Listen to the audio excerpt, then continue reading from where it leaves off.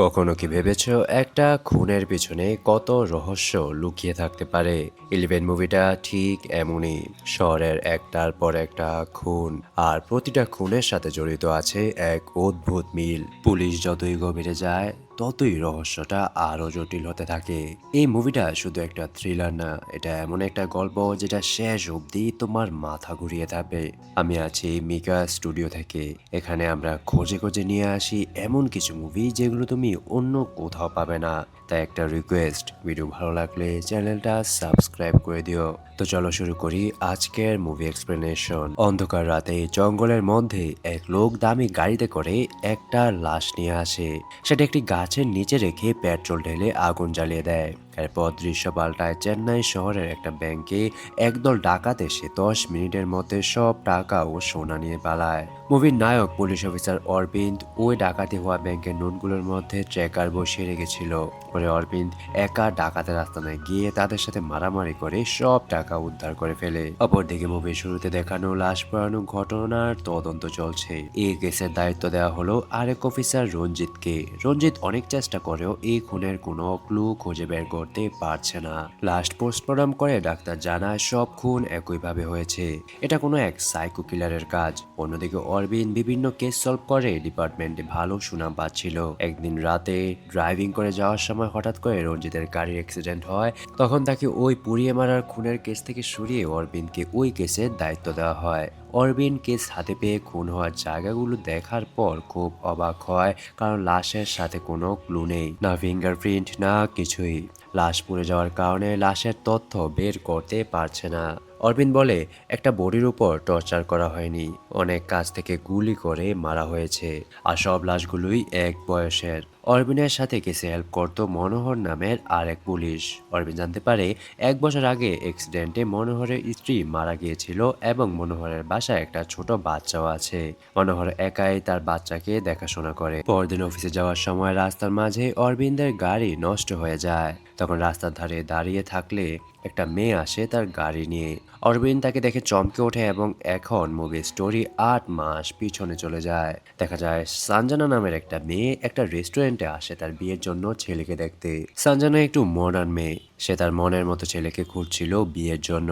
রেস্টুরেন্টে গিয়ে সে অরবিন্দকে ওই ছেলে মনে করে এবং প্রথম দেখাতেই প্রেমে পড়ে যায়। অরবিন্দ বলে, আমি ওই ছেলেটা না, আপনি ভুল করছেন। মেয়েটা যখন অরবিন্দের সাথে বন্ধু হওয়ার চেষ্টা করে তখন সেখানে কিছু গুন্ডা এসে হামলা করে এবং একটা ফাইট হয়। এরপর থেকে মেয়েটা অরবিন্দের পিছনে ঘুরতে থাকে প্রেমের জন্য, কিন্তু সাহস করে বলে না। তাই আজ যখন অরবিন্দের গাড়ি নষ্ট হয় সঞ্জনা এই সুযোগে অরবিন্দকে লিফট দেয় সেই রাতে প্রচন্ড বৃষ্টির মাঝে একটা লোক গাড়ির জন্য বাস স্টেশনে দাঁড়িয়েছিল। তখন সেখানে কালো গাড়ি থেকে এক অদ্ভুত মাস্ক পরে একজন লোক বের হয়ে হেঁটে তার কাছে আসে এবং কারেন্টের শক দেয়। এরপর সকালে একইভাবে শহরের পাশে একটা লাশ পাওয়া যায়। লাশ পোস্টমর্টম করলে আবার নতুন একটা জিনিস পাওয়া যায়। লাশের শরীরের ডান পায়ে 5-6 মাস আগে একটা প্লেট লাগানো হয়েছিল। অরবিন্দ তখন ডাক্তারের সাথে যোগাযোগ করে এবং বলে এই কোম্পানির প্লেট ব্যবহার করা হয়েছে এমন সকলের লিস্ট চাই। ডাক্তারের সাথে কথা বলে বের হয়ে অরবিন্দ হাসপাতালেই তার সাথে থাকা মনোহরকে দেখতে পান, যে অন্য এক ডাক্তারের রুম থেকে বের হচ্ছিল। অরবিন্দ তখন ডাক্তারের সাথে কথা বলে জানতে পারে মনোহরের অনেক বড় একটা হার্টের সমস্যা হয়েছে। কিছুদিনের মধ্যে নতুন হার্ট না লাগালে মনোহর বাঁচবে না। হাসপাতাল থেকে পাওয়া রোগীর লিস্ট, মানে যারা পায়ের অপারেশন করে প্লেট লাগিয়েছিল তাদের সবার কাছে গিয়ে অরবিন্দ করে। সবাই সুস্থ ছিল এবং তাদের পায়ের অপারেশনেরও দাগ ছিল। একে একে সবাইকে চেক করে সবার শেষে ছিল সুধাকার নামের একজন। তার বাসায় গিয়ে দেখে সে ঠিক আছে এবং পায়ের মাঝে অপারেশনের দাগও আছে। খোঁজাখুঁজি করে তেমন কিছুই পায় না। তখন অরবিন্দকে, যে মেয়েটা লাইক করে, সঞ্জনা এসে ইমার্জেন্সি করে ফোন দিয়ে দেখা করতে ডাকে। রাতে সঞ্জনার সাথে দেখা হলে সে অরবিন্দকে প্রেমের প্রস্তাব দেয়, কিন্তু অরবিন্দ তাকে রিজেক্ট করে দেয়। এরপর দিন শহরে আবার একটা লাশ পাওয়া যায়। অরবিন্দ জিজ্ঞাসা করে কেউ মিসিং রিপোর্ট লিখেছে কিনা। তখন কনস্টেবল বলে, স্যার কেউ তো রিপোর্ট লেখে নাই, কিন্তু কালকে একটা ভিখারি এসেছিল, সে নাকি কিছু একটা দেখেছে। অরবিন্দ তখন ওই পাগল ভিখারির কাছে গিয়ে জিজ্ঞাসা করলে লোকটা বলে কালকে একটা মেয়ে বাস থেকে নেমে হেঁটে বাড়ি যাচ্ছিল, তখনই একটা লোক মাস্ক পরে এসে মেয়েটাকে কারেন্টের শক দিয়ে বেহুশ করে গাড়িতে তুলে নিয়ে যায়। অরবিন্দ জিজ্ঞাসা করে তুমি কি মেয়েটাকে আগে দেখেছ। তখন ভিখারি বলে, ওই মেয়েটাকে আমি আগে দেখেছি, সবসময় স্কুটার দিয়ে আসা যাওয়া করতো। এরপর অরবিন্দ মনোহরকে বলে, একটা মেয়ে সবসময় স্কুটার দিয়ে যেত এবং কালকে বাস দিয়ে এসেছে, তার মানে স্কুটার নষ্ট। মনোহর বলে, নষ্ট হলে গ্যারেজে দিবে ঠিক করতে। তার পাশে একটা গ্যারেজে গিয়ে জিজ্ঞাসা করলে জানতে পারে 2 দিন আগে একটা মেয়ে স্কুটার দিয়ে গিয়েছে, কিন্তু এখনো ফেরত নেয় নাই এবং মেয়েটার কোনো নাম্বার ও ঠিকানাও নেই। অরবিন্দ খোঁজে গাড়ির মধ্যে মেয়ের ড্রাইভিং লাইসেন্স পায়, মেয়ের নাম মীরা। তখন মীরার বাসায় গেলে মীরা দরজা খুলে দেয়। তখন একটা কনস্টেবল বলে, তুমি তো কালকে পুলিশ স্টেশনে গিয়েছিলে তোমার হারানো কুকুরকে খুঁজতে। তখন অরবিন্দ জিজ্ঞাসা করে, তুমি কি পরশু রাতে কোথাও ছিলে? মীরা বলে, স্যার আমি বাসায় ছিলাম। অরবিন্দ তার কথা বিশ্বাস করে না এবং বাসা সার্চ করতে বলে। বাসা সার্চ করে এমন কিছু দেখে অরবিন্দ তো একদম অবাক হয়। মীরার বাড়ির দেয়ালে যমজ 2 বোনের ছবি লাগানো, মানে একরকম দুইজন, তারা দুইজন টুইন। সবচেয়ে অবাক করা বিষয় হলো তারা ছোটবেলা যে স্কুলে ছিল ওই স্কুলের নাম ছিল টুইন বার্ড স্কুল, সেখানে একসাথে সবাই টুইন ছিল। তখন অরবিন্দ সুধাকরকেও থানায় তুলে এনে জিজ্ঞাসা করলে সুধাকর বলে তার নাম সুরেন্দ্র আর সুধাকর তার যমজ ভাইয়ের নাম। কিছুদিন আগে রাতে SMS দিয়ে সুধাকর বলেছিল রাতে আসবো না, অফিসে কাজ আছে, তাই আমি ঘুমিয়ে গিয়েছিলাম। মীরার বোনের সাথেও একই রকম হয়েছে, কিন্তু সকালে তারা কেউই আর ফিরে আসেনি। তখন তাদের মোবাইলে একজন আননোন নাম্বার থেকে কল আসে, যেখানে মীরাকে ও সুধাকরকে বেঁধে রেখেছে এবং পাশের লোকটার হাতে গুলিও ছিল। এবং লোকটা কলের মাধ্যমে তাদের একটা লোকেশনে ডেকে ওইদিকে গেলে হঠাৎ করে তারা শক খেয়ে বেহুশ হয়ে পড়ে। সেখানে আর কেউ ছিল না। তখন মোবাইলে এক ভিডিও কল আসে এবং কল ধরলে দেখা যায় তাদের ভাই ও বোনকে টর্চার করছে। তাদেরও ভাই ও বোনকে ছাড়ার বিনিময়ে লোকটা তাদেরকে একটা রুমের মধ্যে যেতে বলে। সেখানে একটা মানুষকে বেঁধে রাখা হয়েছিল এবং একটি গুলি ছিল। লোকটা তখন কলেই বলে বেঁধে রাখা লোকটাকে গুলি করতে রাজি না হলে তাদের ভাই বোনকে টর্চার করা শুরু করে। তাই কিছু না ভেবে দুইজনই গুলি চালায়, কারণ কলের মধ্যে তারা দেখছিল তাদের ভাই বোনকে নির্দয়ভাবে নির্যাতন করা হচ্ছে। মুখ বেঁধে রাখা লোকটার মাথায় গুলি করে তারা বাড়ি ফিরলে সকালবেলা তাদের মোবাইলে একটা ভিডিও আসে। সেখানে দেখা যায় তারা মুখ বেঁধে রাখা লোকটাকে গুলি করার পর ওই কিলার সেখানে এসে লাশের মুখটা খোলে এবং দেখা যায় সেটা আসলে তাদের ভাই বোন, মানে তারা নিজেরাই নিজের ভাই বোনকে গুলি করে মেরেছে। অরবিন্দ তখন দুজনকে একসাথে ডেকে স্কুলের ছবি দেখিয়ে জিজ্ঞাসা করলে তারা একে অপরকে চিনে ফেলে। এরপর অরবিন্দ বলে, তোমরা ভেবে বলো তোমাদের কারোর উপর সন্দেহ আছে কিনা, কারণ খুনি চাইলে নিজেই খুন করতে পারতো, কিন্তু সে তোমাদের দিয়ে খুন করিয়েছে। আমার মনে হয় তোমাদের সঙ্গে এর কোনো পুরনো সম্পর্ক আছে। তখন তারা ছবির মধ্যে একটা ছেলেকে দেখিয়ে বলে, বেঞ্জামিন। কনস্টেবল মনোহর তখন সঞ্জনার একটা ছবি এনে দেখিয়ে বলে, স্যার আমি এই মেয়েটাকে অনেকবার আমাদের অফিসে দেখেছি, এমনকি মেয়েটার সাথে মীরারও ছবি আছে। তখন মীরার বোন বলে, আমি একেও চিনি, আমরাও একসাথে পড়তাম, ওর নাম সঞ্জনা, ও আমার সাথে পড়তো। আর তার পাশে দাঁড়ানো মেয়েটা, তার নাম আঞ্জানা।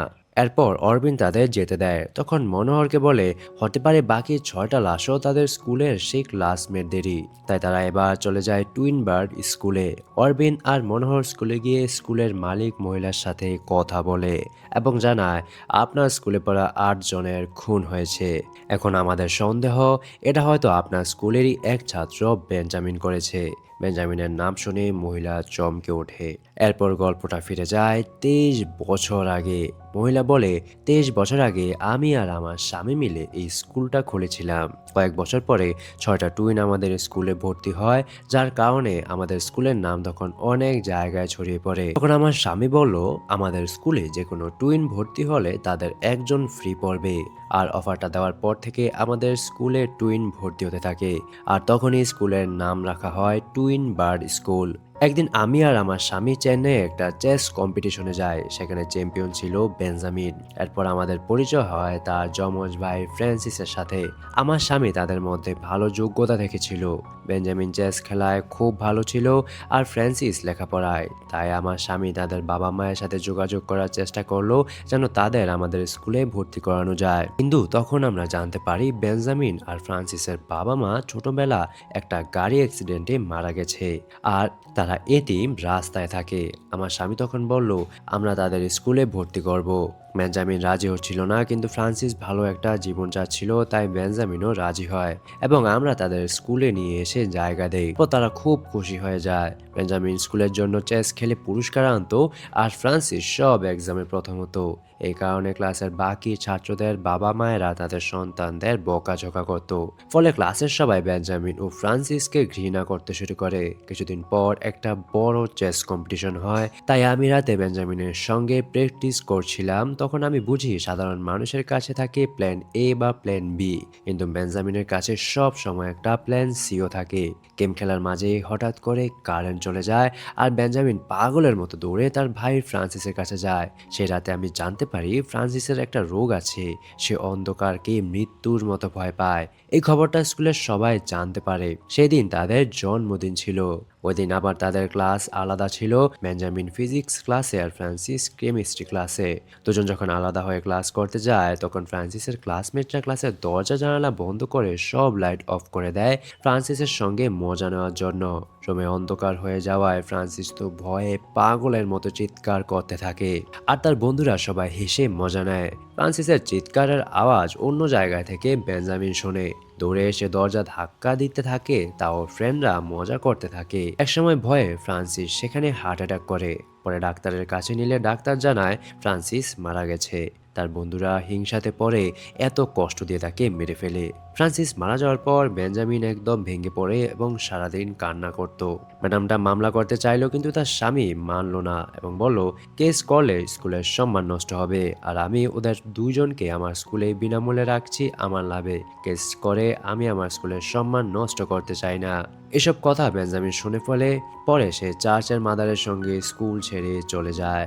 অরবিন তখন ম্যাডামকে স্কুলের ব্যাপারে জিজ্ঞাসা করলে বললেন হঠাৎ আগুন লেগে স্কুলটি বন্ধ হয়ে যায়। এখন আগুন লাগার কারণ কেউ জানে না এবং তার স্বামীও কষ্টে মারা যায়। তখন অরবিন ম্যাডামের কাছ থেকে বাকি স্টুডেন্টদের লিস্ট নেয়। তখন সবার ডিটেলস ছিল। লিস্ট দেখে অরবিন বলে ফ্রান্সিসকে তার ক্লাসমেটরা তার জন্মদিনের দিন মেরেছে, তাই বেঞ্জামিনও খুন করে তাদের জন্মদিনেই। এখনো বাকি দুজনের খুন বাকি, তারা হলেন সানজানা, আঞ্জানা এবং ধীরন ধীরাজ। অরবিন সানজানার বাড়িতে গিয়ে তার পরিবারের সবাইকে বুঝিয়ে বলে এবং ওই দুজনকে নিরাপদে রাখার জন্য মনোহরের বাসায় পাঠায়। তখন মনোহর বলে স্যার আমি খোঁজ করে দেখেছি, বাকি সবাইকেও একইভাবে জন্মদিনে মারা হয়েছে। অরবিন ধীরান ধীরাজকে খুঁজতে গেলে সেই ঠিকানায় তাদের পায় না। সঠিক খোঁজ না পেয়ে বাড়ি ফিরে সকালেই খবর আসে ৯ নম্বর খুন হয়েছে।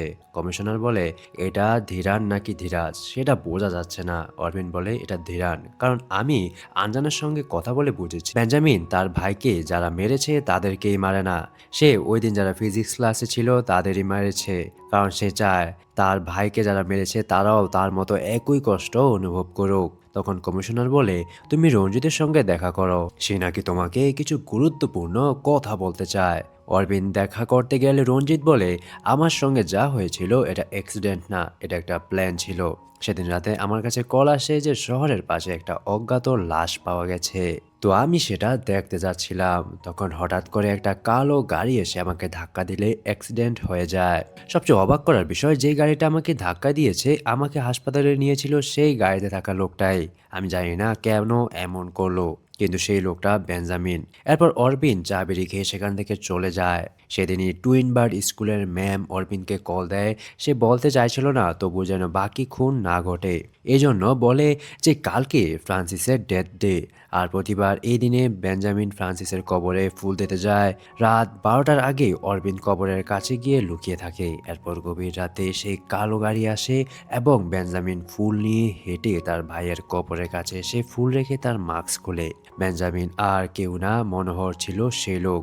অরবিন পিছনে গিয়ে সারেন্ডার করতে বলে, কিন্তু অরবিন তখন তার ফেস দেখে না। সে সময় বেঞ্জামিন আবার মাস্ক পরে অরবিনকে ঠেলে দৌড়ে গাড়ি নিয়ে চলে যায়। তখন অরবিন্দ গাড়ি নিয়ে পিছু করতে থাকে, তাও বেঞ্জামিনকে ধরতে পারে না। ততক্ষণে সে দ্রুত মনোহরের বাসায় যায় এবং দরজাটা মনোহরই খুলে দেয়। অরবিন বলে অঞ্জনা আর সঞ্জনাকে আর এখানে রাখা যাবে না, বেঞ্জামিন আমাদের প্ল্যান জেনে গেছে। তখন সে মেয়েদের কাছে গিয়ে দেখে তাদেরকে হাত পা মুখ বেঁধে চেয়ারে বসিয়ে রাখা হয়েছে এবং তখনই মনোহর এসে অরবিন্দের মাথায় বাড়ি দিয়ে বেহুশ করে ফেলে এরপর দেখা যায় অরবিন সঞ্জনাকে নিয়ে যাচ্ছে আর পুলিশ থেকে খবর আসে শহরের সাইডে একটা বিল্ডিংয়ে বেঞ্জামিনকে যেতে দেখা গেছে। বিল্ডিংয়ে ঢুকেই অরবিন আর মনোহরের মাঝে মারামারি শুরু হয় আর সঞ্জনা তার বোনকে খুঁজতে থাকে। তখন অরবিন সঞ্জনাকে একটা গান দিয়ে বলে বেঞ্জামিন লিফট দিয়ে নিচে আসছে, সে আসলে তুমি তাকে গুলি করে দিও। কথা মতো লিফট খোলে আর সঞ্জনা গুলি চালায় কিন্তু গুলি লাগে অঞ্জনা শরীরে। লিফটে বেঞ্জামিনের জায়গায় অঞ্জনা ছিল। তখন দেখা যায় মারামারি করতে গিয়ে মনোহর দেখতে পায় অরবিন্দের বুকে ফ্রান্সিস লেখা এবং তখনই বুঝতে পারে অরবিন্দই আসল বেঞ্জামিন। অরবিন্দ মনোহরকে না মেরে ছেড়ে দেয়। তখন সেখানে অফিসার রঞ্জিত আসে এবং অরবিন্দকে অ্যারেস্ট করে। তখন অরবিন্দ বলে আমি মনোহরকে তার ছেলেকে মেরে ফেলবো। ওই ভয়টা দেখিয়ে বেঞ্জামিন সেজে যেতে বলেছিলাম। আমি এই কেসটা আমার কাছে আনানোর জন্য অনেক কষ্ট করেছি, কিন্তু রঞ্জিত তুমি কেসটা পেয়েছ, তাই আমি তোমাকে সাইডে সরিয়ে দিয়েছি আর কেসটা আমি নিয়েছি। আমি তোমাকে মারার ইচ্ছা ছিল না, তাই তোমাকে হাসপাতালের সামনে রেখে এসেছিলাম। আমি বাকি 8 জনকে মেরেছি কিন্তু শেষ 2 জনের খোঁজ পাচ্ছিলাম না, তাই টুইনবার্ড স্কুলে গিয়ে ম্যাম থেকে বাকিদের অ্যাড্রেস নিয়েছি। আমি বুঝে গিয়েছিলাম তুমি আমার ব্যাপারে জেনে গেছো, তাই আমি ভয় পেয়েছিলাম যে অঞ্জনাকে মারার আগে আমাকে ধরে ফেলবে কিনা। তাই আমি মনোহরকে হুমকি দিয়ে তোমার নজর মনোহরের উপর নিয়েছি। রঞ্জিত বলে এত বড় মাস্টার প্ল্যান করে তুমি ধরা পড়লে, জানো কি হবে? তখন সে লাইটার দেখিয়ে বলে তোমার লাইটারটা দেখে আমি বুঝে গিয়েছিলাম তুমি বেঞ্জামিন। আমি যখন তোমার গাড়িতে বেহুশ ছিলাম তখন তোমার লাইটারটা আমি দেখেছিলাম। তোমার উপর সন্দেহ হওয়ার পর আমি একদিন লুকিয়ে তোমার বাসায় গিয়েছিলাম, সেখানে দেখলাম বেঞ্জামিন আর ফ্রান্সিসের ছবি। তোমার প্ল্যান শুধু একটা লাইটারের কারণেই নষ্ট হয়ে গেছে। রঞ্জিত বলে বেঞ্জামিন তোমার এখন ফাঁসি হবে। বেঞ্জামিন বলে স্যার আমি তো কবে মারা গেছি, সেই 17 বছর আগেই যেদিন ফ্রান্সিসকে হারিয়েছি। এরপর কোর্টে অরবিন্দের ফাঁসির অর্ডার হলে তাকে জেলে নিয়ে যাওয়া হয়।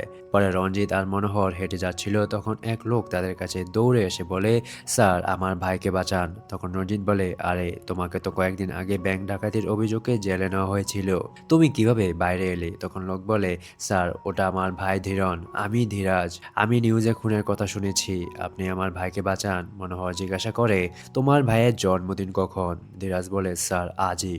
তখন পুলিশ দৌড়ে জেলে যায় এবং গিয়ে দেখে বেঞ্জামিন ধীরনকে মেরে ফেলে রেখেছে। তখন বেঞ্জামিন এসে রঞ্জিতকে বলে স্যার আমি খোঁজ করতে গিয়ে জানতে পেরেছিলাম ধীরান জেলেই, এজন্য আমার জেলে আসা ছাড়া আর উপায় ছিল না। আমি ওই দিন ইচ্ছা করে আপনার সামনে আমার লাইটারটা রেখেছিলাম, কারণ আমি জানতাম আপনি গাড়িতে সেটা দেখেছেন এবং এটাও জানতাম যে আপনি আমাকে জেলে আনতে পারবেন। তাই আমি ওই দিন এক অজ্ঞাত লাশ জ্বালিয়ে দিয়েছিলাম ধীরার নাম বলে। আর জেলে এসে আমি আমার ভাইয়ের খুনের বদলা সম্পূর্ণ করে ফেলেছি। আমি বুঝতে পারি টুইনবার্ড স্কুলের ম্যাম এজন্য বলেছিল বা সাধারণ মানুষের কাছে শুধু প্ল্যান এ বি থাকলেও বেঞ্জামিনের কাছে সব সময় প্ল্যান সিও থাকে। এরপর বেঞ্জামিন বলে আমার ভাই হারানোর পর সবাই বলেছিল ভুলে যাও, কিন্তু আমি পারিনি। আমার ভাইকে যারা মেরেছিল তারা সবাই খুশি ছিল, তাই আমি তাদের জীবনে কষ্ট দিয়ে গেলাম। এসব কথা বলতে বেঞ্জামিন একটা নেশার ওষুধ খায় এবং সেখানে হাসি খুশি মারা যায়। মারা যাওয়ার আগে বেঞ্জামিন তার হাতটা মনোহরকে দান করে দিয়েছিল, কারণ বেঞ্জামিন জানতো বাবা মা ছাড়া কত কষ্ট, তাই মনোহরের ছেলে যেন বাবা হারা না হয়। মনোহর এখন সুস্থ আছে আর বেঞ্জামিন বলেছিল তাকে যেন তার ভাইয়ের পাশে কবর দেওয়া হয়, কারণ সেখানেই তার শান্তি হবে। আর এই মুভিটা এখানেই শেষ হয়। মুভিটা যার যার ভালো লেগেছে এবং আপনি কেমন মুভি দেখতে চান নেক্সটে তা অবশ্যই কমেন্ট করে জানাবেন আর আমার চ্যানেলটা অবশ্যই সাবস্ক্রাইব করে দিবেন।